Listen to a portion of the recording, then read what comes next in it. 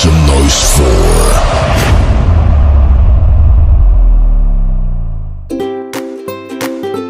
Sobat muda yang terkasih, salam OMK. Apa kabar sobat muda semuanya? Semoga sehat selalu dan senantiasa dalam lindungan Tuhan. Nah, sobat muda, sudah adakah sobat muda yang tahu apa tema Aksi Puasa Pembangunan atau APP tahun 2021 ini? Siapa tahu ada dari sobat muda yang sudah mendengar atau membaca tema APP tahun ini. Nah, tema pokok APP selama tahun 2020 sampai 2022 ialah Gerakan Melindungi dan Mengelola Sumber Hak Ekonomi Masyarakat yang Bermartabat, Berbela Rasa, dan Berkelanjutan. Dan pada tahun 2021 ini, kita merenungkan salah satu bagian dari tema besar itu, yakni Semakin Beriman, Semakin Solidar, atau Membangun Ekonomi Solidaritas. Adapun tema ini akan kita jabarkan dalam 5 subtema yang mengandaikan ada 5 pertemuan untuk sobat muda semuanya. Pertama, Allah menghendaki manusia sejahtera. Kedua, keserakahan manusia terhadap sumber ekonomi. Ketiga, manusia dipanggil untuk hidup bersesama. Keempat, membangun kehidupan ekonomi yang bermartabat. Dan yang kelima, berbela rasa untuk kemuliaan Allah. Sobat muda semuanya, selamat memasuki masa Prapaskah dan selamat merenungkan tema APP pada masa Prapaskah tahun ini. Tuhan memberkati. Salam OMK. Hai sobat muda, masih ingat gak sih kisah penciptaan? Itu loh kisah manusia pertama, Adam dan Hawa. Pasti pernah baca kan di kitab Kejadian atau pernah dengar dari orang lain. Kisahnya menarik nih untuk kita baca dan renungkan. Di Kejadian 2 ayat 8 sampai 17, kita baca sama-sama yuk. Selanjutnya Tuhan Allah membuat taman di Eden. Di sebelah timur, disitulah ditempatkannya manusia yang dibentuknya itu.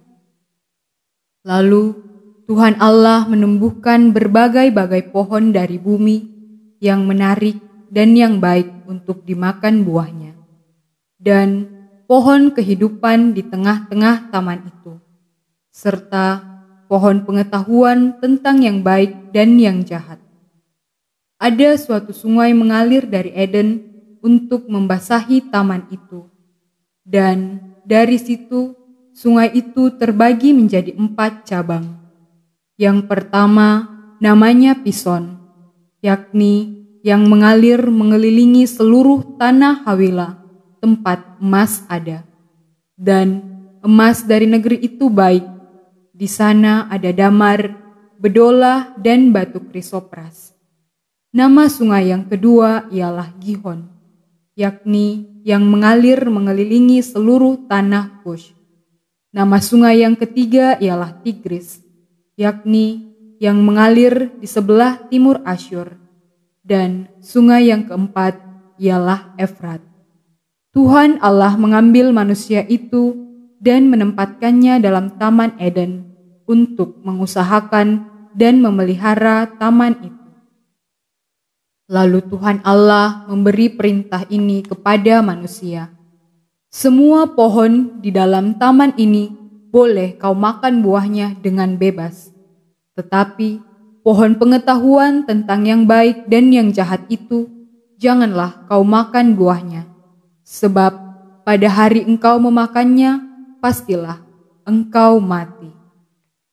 Nah, sobat muda, itulah kisah mengenai manusia pertama yang ditempatkan Tuhan di dalam sebuah taman yang sudah dipenuhi dengan segala macam kebutuhan hidup manusia.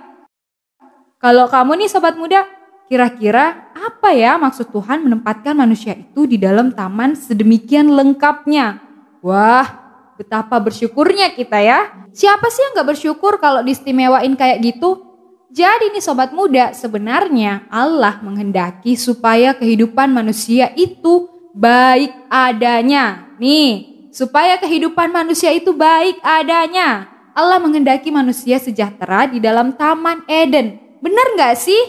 Namun sobat muda, nggak hanya sampai di situ loh. Ternyata manusia diberi tugas untuk memelihara dan melestarikan alam ciptaan Tuhan. Karena kita dipanggil untuk mengolah dan melestarikan alam ciptaan Tuhan ini demi mencapai kesejahteraan hidup kita.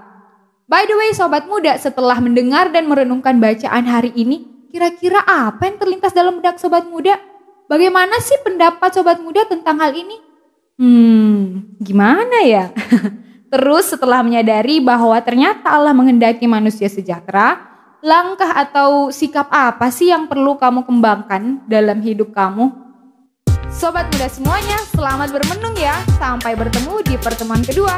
Tuhan memberkati. Salam OMK.